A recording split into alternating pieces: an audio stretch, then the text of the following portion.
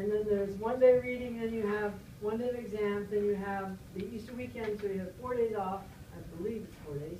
Let's check that. I think you get Easter Monday. And so I'm trying to backtrack everything without making a deliverable due during the March break. I haven't quite got it all figured out yet. My timing is tight, but that means we really have to push ahead with thinking about your partners in the lab. So you should have figured out by the end of this week who your partner is going to be. You should start to have some idea of what kind of projects you want to do. So you can discuss that with me in the lab if you have some ideas or whatever.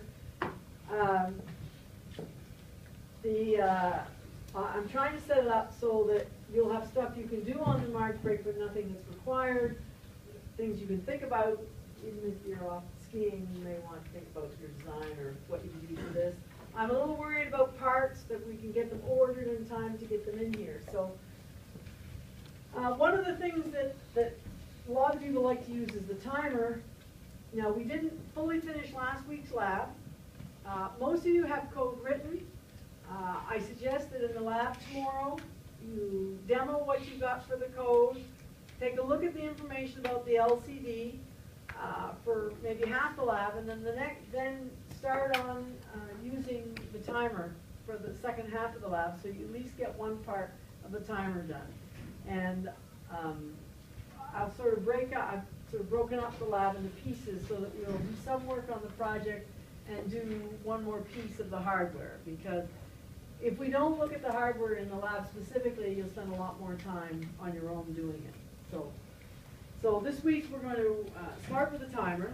So I asked you some questions last day about doing measuring time and signal measurement.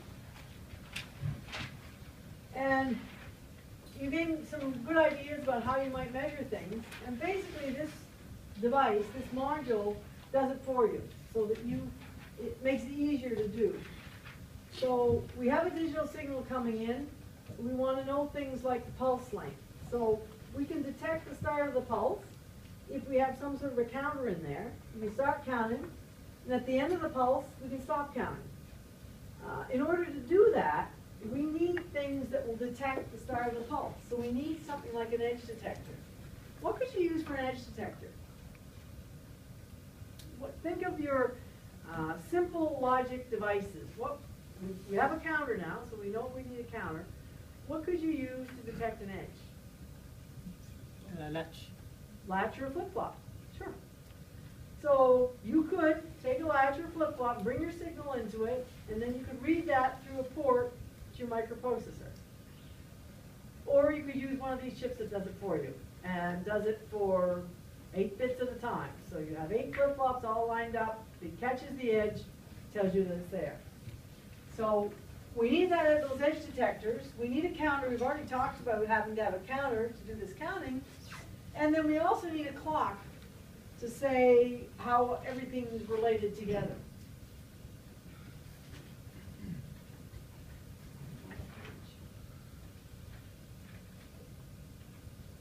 Oh, I know, because I wanted to mention, with that flip-flop, we could also use that to trigger an interrupt to tell us to do something. Anytime we have an edge, we can use that for interrupts. So, if we look at the hardware of the timer module, it's got a 16-bit counter, and that is the basis for everything that goes on in that timer.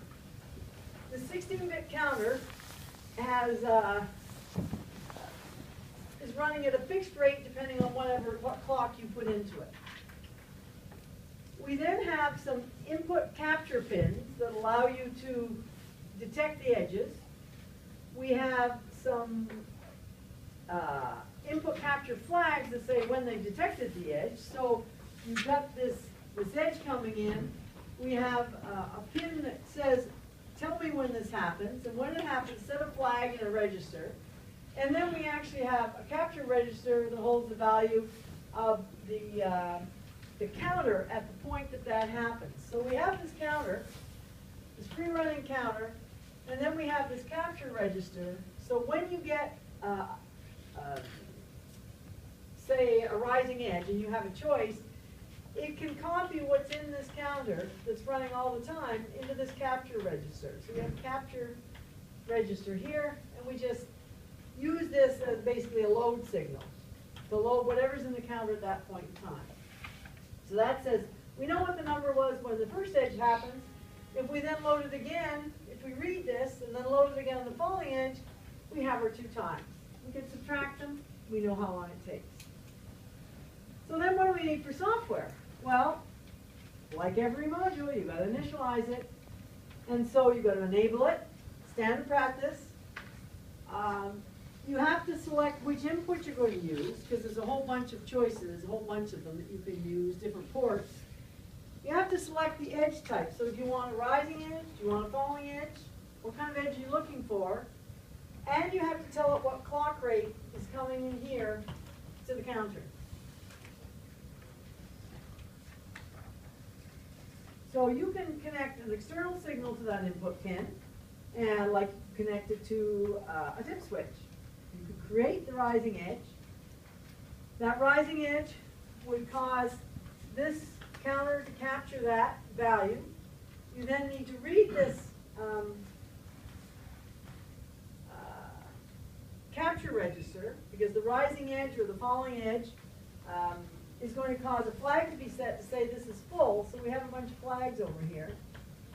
So the flag would say, okay, that's now got some data in it. Your program can monitor that flag and read this register.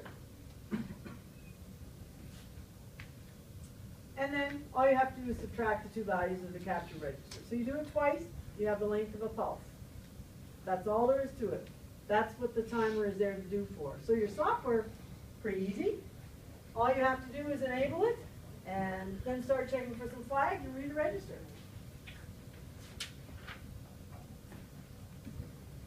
There are some things that we do have to worry about when we're measuring things, and those are things like resolution. What's the smallest change in period that we can detect reliably? So if we're detecting the length of a pulse, how accurate can we be at the length of that?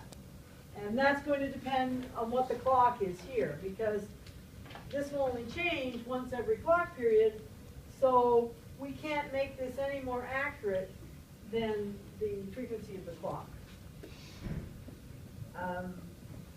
So you do have to keep in mind what resolution you're using. Now I'm going to skip over some of this temporarily because I want to get to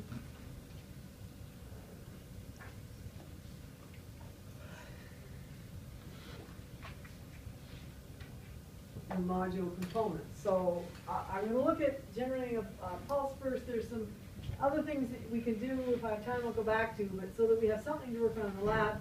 So these are the components that are in the actual timer module. We have a free-running counter, which is user programmable because you can set up the clock to whatever it is. And you have this timer overflow flag and an interrupt flag. So because this counter, say, is 16 bits, it goes from 0 up to 1111, then goes back to 0. If you've got a long pulse, you need to know that it's gone all the way around and over again. So you have this overflow flag that you can look at to see if you monitor that or put down an interrupt, you can tell how many times it goes over.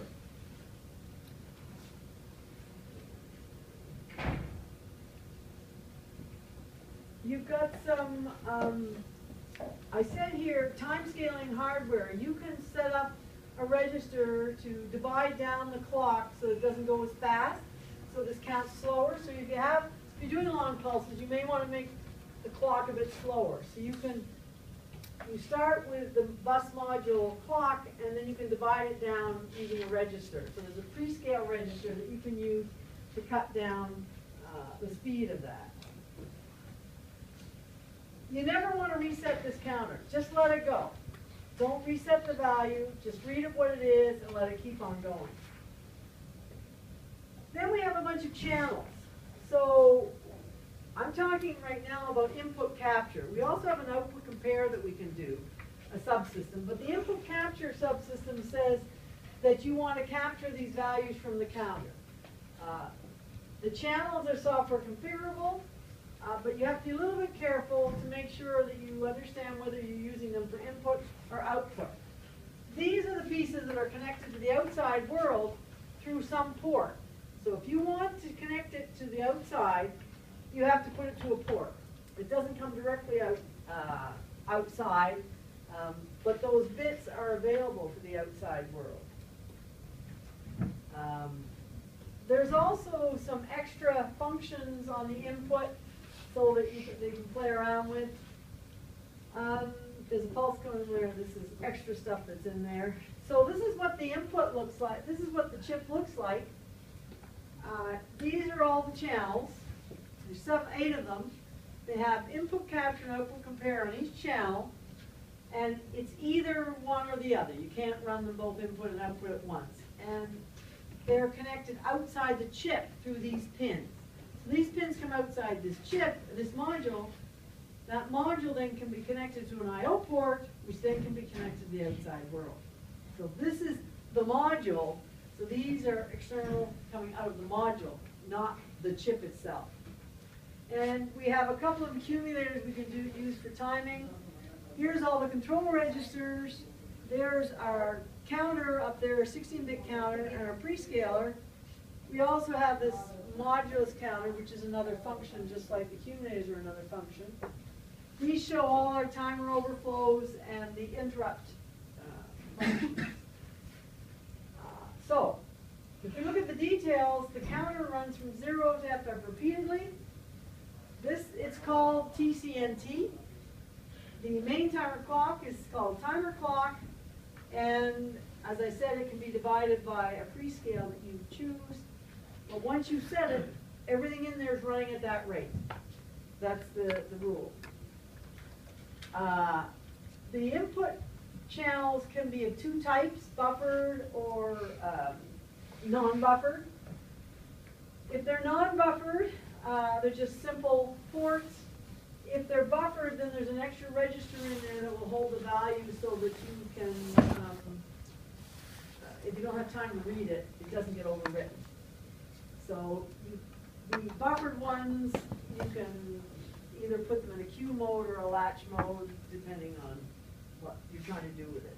It can get very fancy, or it can be very simple. So this is showing some of the logic, some of the extra stuff. We'll leave that for now. So up at the top, you can see your pre-running timer, the time clock coming in based on that prescaler. And these are the capture compare registers. It shows the hold registers here. There is some reset capability here. This is extra for the gap output. These are the others. So I want to get to the programming. This is the memory map with all of the registers in it. You'll notice there's quite a few more registers here because of the different things you want to do. And in particular, there are all of these, there's a whole bunch of flags and a bunch of control registers, timer system control and timer control.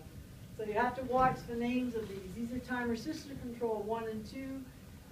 This is a timer control register 1 or 2. So to program it, you got to enable it. So there's a timer enable bit, TEN, typical, that you have to set or else nothing will happen. And it immediately sets the timer to 0 when it'll start counting. You then have to set your prescale value, say what you want that clock rate to be. And so you get to select these bits based on a table. So you have a prescale factor of 1 to 128, whichever you choose.